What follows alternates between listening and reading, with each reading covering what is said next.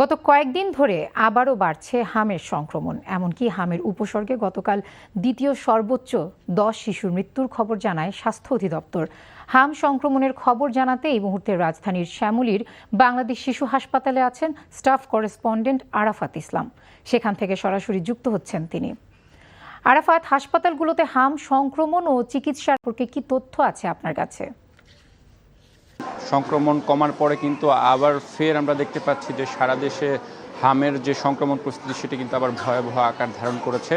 এবং গতকালের আপডেট যদি বলি, স্বাস্থ্য অধিদপ্তর যেমনটি বলছে, গত 24 ঘন্টায় হামে আক্রান্ত হয়ে এবং হামের উপসর্গ নিয়ে মোট 10 জন শিশুর মৃত্যু হয়েছে। এর মধ্যে 1 জন হামে আক্রান্ত হয়েছেন এবং বাকি 9 জন উপসর্গ নিয়ে মারা গিয়েছেন। এবং এই মুহূর্তে আমি বাংলাদেশ শিশু হাসপাতাল অবস্থান করছি।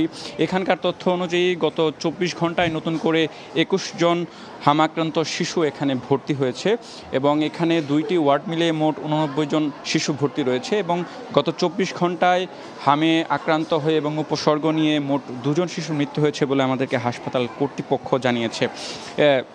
এবং এইখানে এসে আমরা যেটি দেখতে পাচ্ছি, ওয়ার্ডগুলোতে ভর্তি যারা রয়েছেন বেশিরভাগই কিন্তু হচ্ছে কোলে থাকা যারা শিশু রয়েছেন, নবজাতক থেকে শুরু করে 2-3 বছর বয়সী যারা শিশু তারা, এবং তারা কিন্তু তীব্র যন্ত্রণা এবং কষ্ট সহ্য করতে হচ্ছে তাদের। এর পাশাপাশি তাদের সাথে থাকা যারা অভিভাবক রয়েছেন তারাও কিন্তু উদ্বেগ উৎকণ্ঠায় দিন পার করছেন।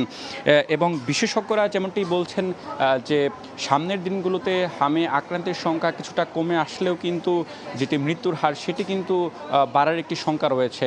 এবং তারা যেমনটি বলছেন এর মধ্যে বেশিরভাগই শ্বাসকষ্টজনিত সমস্যার কারণে, এবং দেশের বেশিরভাগ হাসপাতালে যেহেতু আইসিইউ সংকট রয়েছে তার ফলে তারা যেমনটি বলছেন এক্ষেত্রে যারা অভিভাবক রয়েছেন তাদেরকে তারা আরও সাবধানতা এবং সতর্কতা অবলম্বন করার কথা বলছেন। বিশেষ করে হামের যে সকল উপসর্গ রয়েছে, জ্বর, ঠান্ডা, কাশি সহ ডায়রিয়াজনিত সমস্যা হলে দ্রুত নিকটস্থ হাসপাতালে গিয়ে তারা ডক্টর দেখানোর কথা বলছেন।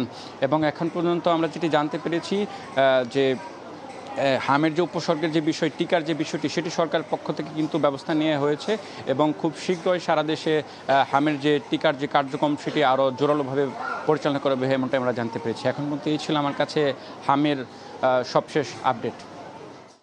জানছিলাম রাজধানীর হাসপাতালগুলোর হামের পরিস্থিতি।